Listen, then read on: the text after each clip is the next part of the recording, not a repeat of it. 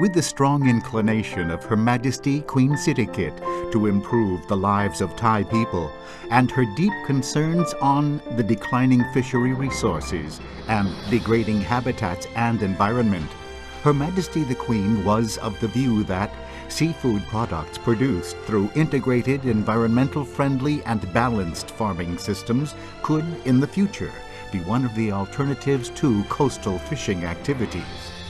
Her Majesty the Queen therefore initiated a royal sea farming and aquaculture demonstration project, using part of the land from her royal property. The Department of Fisheries of Thailand has developed a farm management model that different kinds of aquatic organisms could complement and create benefit to each other.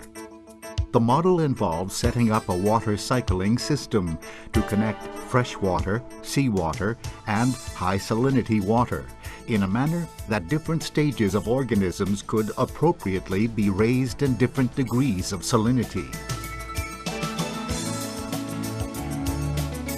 For such organisms that could be raised in seawater till their maturity stage, pipelines are a connection between all sub-farms to enable nutrients to be continuously and fully utilized. Water salinity gradually increases along the culture process.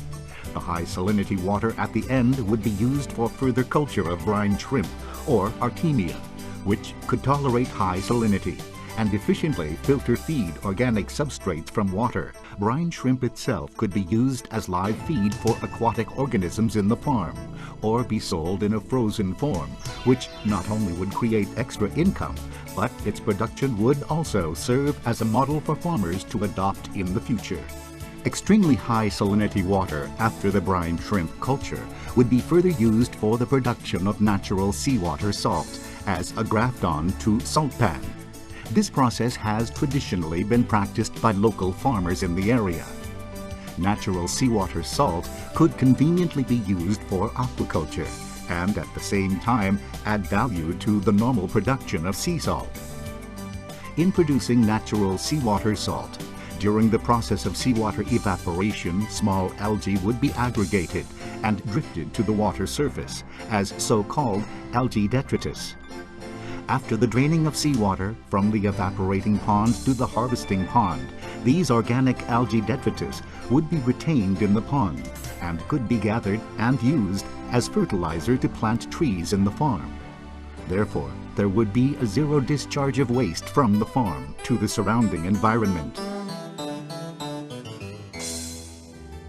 Along the pond dikes, demonstrations were carried out for vegetation, either to cover soil surface or for those that are edible evergreen and halophytes. Mangroves were also retained to serve as a nursing ground for juvenile aquatic animals and to provide educational opportunities for students and the interested public. At sea, demonstration plots were arranged on green mussel culture using a raft rope system, which is a new culture method that could be operated away from the coast in order to reduce the mortality caused by freshwater runoff and during monsoon seasons. While these mussel rafts could serve as floating artificial reefs, the project also implanted artificial seagrass to facilitate the sheltering, feeding, and reproduction of fish and other aquatic animals, and to become a natural fish bank for the sea. Meanwhile, the sea farming and aquaculture project also included a crab bank and a squid egg bank along the mussel raft area, which had successfully resulted in increasing larvae of blue swimming crabs and squids to the natural environment, and reducing losses caused by the harvest of gravid female crabs and squid eggs, which were unintentionally tied in the crab gill net. Local communities were also encouraged to involve themselves in the conservation and management of aquatic resources in order to ensure the sustainability of fisheries. The Royal Sea Farming and Aquaculture Demonstration Project, under the initiatives of Her Majesty Queen Sirikit, has achieved successful results in all aspects.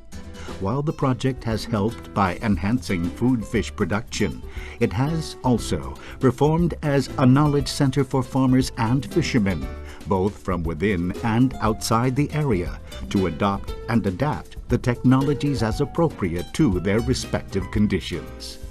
In this way, fishermen no longer need to go fishing further out in the sea, but could still have supplementary occupations and extra incomes, resulting in their better livelihood hereafter. Fishermen in Bangkao district all agreed that after the setup of the royal project, they could harvest more fish and get better revenue. Also, the sea has become more productive, with different species of aquatic animals inhabiting and reproducing.